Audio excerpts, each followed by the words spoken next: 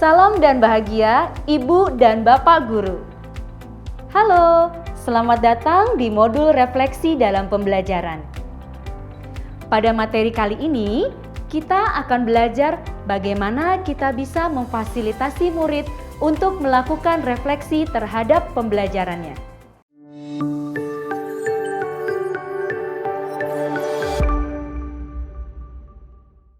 Kegiatan refleksi erat kaitannya dengan dimensi mandiri pada profil pelajar Pancasila. Murid melakukan refleksi sebagaimana yang sudah direncanakan di modul ajar.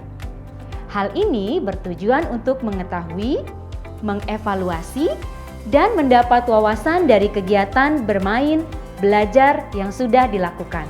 Sering kali kita meragukan kemampuan murid PAUD. Mungkin pernah terlintas di pikiran kita. Apa bisa murid PAUD melakukan refleksi? Ibu dan Bapak Guru, percayalah, murid PAUD juga bisa melakukan refleksi. Tentunya dengan cara yang tepat dan sesuai dengan tahap perkembangannya. Kegiatan refleksi anak usia dini tidak hanya dilakukan secara verbal seperti bercerita, menyebutkan hal yang ia senangi dan tidak senangi, tetapi juga dengan cara nonverbal seperti menunjuk, membuat jurnal, menggambar, mengangkat papan gambar, dan lainnya. Membiasakan kegiatan refleksi bersama anak usia dini akan membuat ia belajar dari pengalaman sebelumnya untuk pembelajaran selanjutnya. Mari kita ingat kembali bahwa fase PAUD ini adalah fase pondasi. Maka kita sesuaikan pertanyaan refleksi dengan tahap perkembangan murid.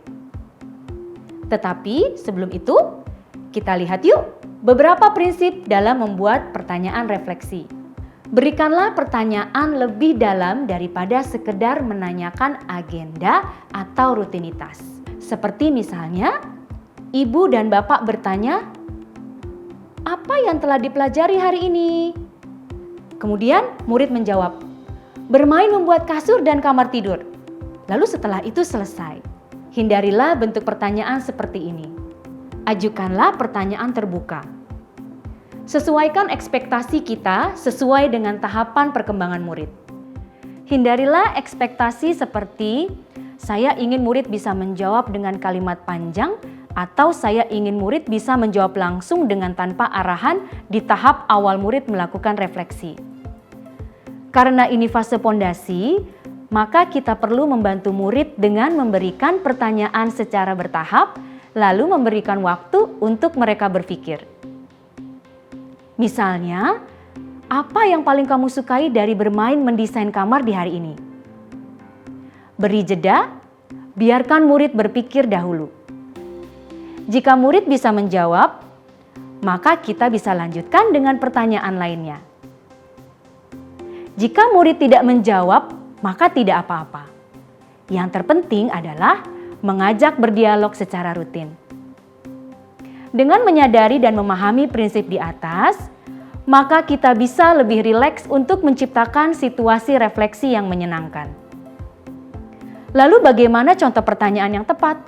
Ibu dan Bapak Guru dapat kembali melihat tujuan kegiatan bermain yang sudah dirancang di modul ajar. Hal ini dilakukan agar kita bisa mengerucutkan jenis pertanyaan untuk disesuaikan dengan kegiatan bermainnya. Mari kita lihat tujuan kegiatan bermain yang sudah pernah kita rancang.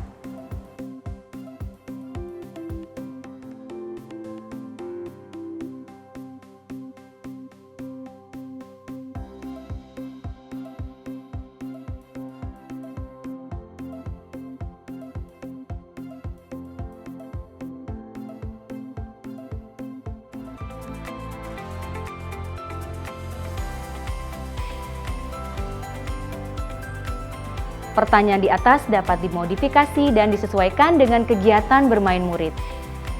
Lalu, kapan refleksi dapat dilakukan? Ibu dan Bapak Guru dapat mengajak murid melakukan refleksi pada beberapa waktu.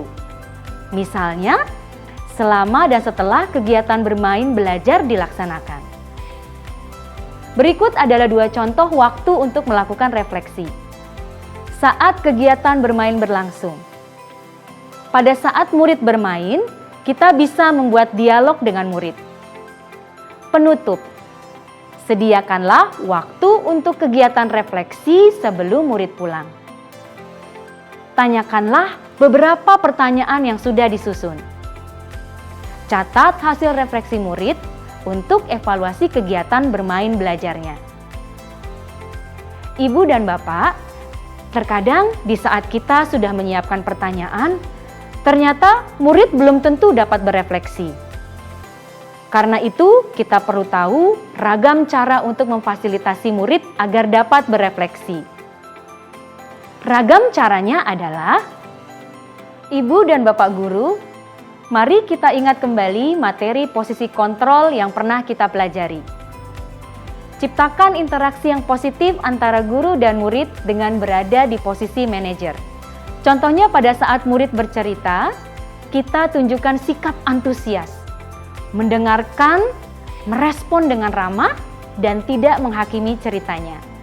Selain pemosisian diri sebagai manajer, jalinlah emosi yang kuat dengan melakukan pendekatan ke murid, terutama saat bermain. Ambillah peran sebagai teman bermainnya. Secara tidak langsung, kita menyesuaikan diri dengan level bermain murid. Kita bukan hanya menjadi guru, tetapi juga temannya.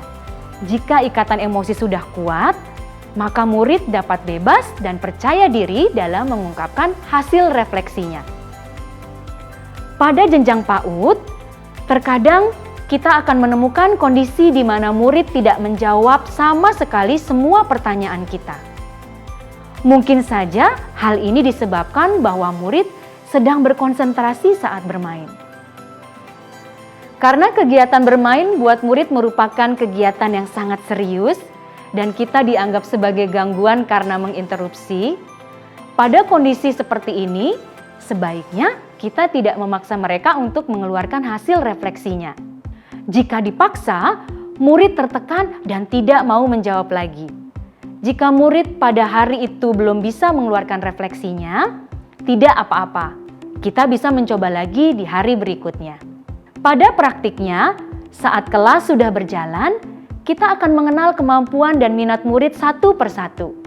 Jika pada saat refleksi ada murid yang malu, takut, tidak yakin menjawab, dan lain-lain, kita bisa memberikan pilihan lain agar murid dapat berefleksi. Beberapa caranya adalah guru bisa menyediakan beberapa gambar perasaan. Jadi, pada saat guru menanyakan akan satu kegiatan bermain, murid dapat mengangkat gambar perasaan yang sesuai. Untuk murid yang senang menggambar, ajak mereka untuk menuangkan hasil refleksinya melalui gambar. Contohnya, ajak murid untuk menggambar satu mainan yang dia suka, atau menggambar aktivitas atau kejadian yang dia sukai saat bermain tadi. Guru juga bisa menyediakan potongan-potongan gambar yang berkaitan dengan kegiatan bermain di hari ini. Sehingga setiap murid bisa memilih potongan gambar yang ia sukai dan ia tempel di jurnalnya. Ragam cara di atas pada pelaksanaannya bisa digabung. Misalnya, saat murid sudah memilih gambar yang melambangkan perasaan, kita ajukan pertanyaan. Beberapa cara di atas boleh dimodifikasi atau diubah sesuai dengan kebutuhan ibu dan bapak. Jika kita sudah berusaha, tetapi murid belum ada yang bisa berefleksi, kita bisa membantu dengan menceritakan salah satu bentuk refleksi kita sendiri. Dengan memberikan contoh refleksi guru, murid mendapatkan gambaran sebenarnya kegiatan refleksi ini seperti apa. Apa yang harus mereka utarakan dan situasi menjadi lebih rileks.